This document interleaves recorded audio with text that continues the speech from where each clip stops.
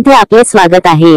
आपण पाहत आहात आदिवासी न्यूज वार्ता मध्ये परिसरातील क्रीडा, शैक्षणिक, राजकीय व इतरही घडामोडी आता पाहूयात सविस्तर। आदिवासी न्यूज वार्तासाठी नंदकुमार तोटेवाड।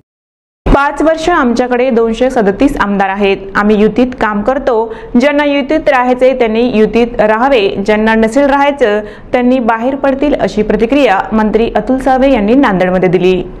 तांडावस्ती निधी वाटपावरून नांदेड जिल्ह्यातील हदगावचे शिवसेना शिंदे गटाचे आमदार यांनी उघड नाराजी व्यक्त करत मंत्री अतुल सावे यांना खरमरीत पत्र लिहिले होते।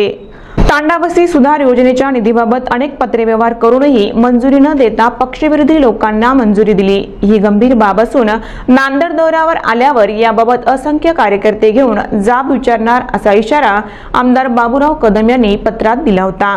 त्यावर मंत्री अतुल सावे यांनी ही प्रतिक्रिया दिली। शिवसेनेच्या आमदारांना पत्राची भाषा वापरली ती महायुतीसाठी निश्चित पोषक नाही। निश्चितच मी याची खूप काळजी करत नाही। 5 वर्ष आमच्याकडे आज 237 आमदार आहेत आणि आम्ही युतीत काम करतोय। ज्याला युतीमध्ये राहायचं, ज्याला नसेल राहायचं ते बाहेर पडतील।